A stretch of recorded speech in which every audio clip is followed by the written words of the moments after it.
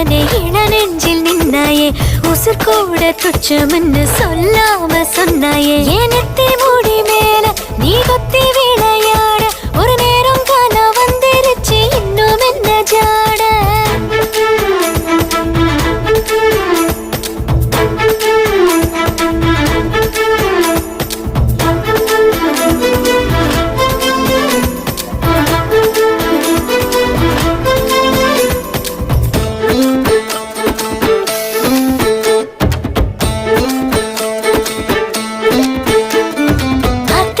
நீ என்றால் ஆடும் தோணினானே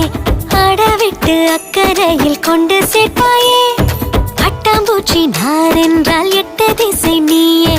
எந்த பக்கம் போனால் என்ன நீதான் நிப்பாயே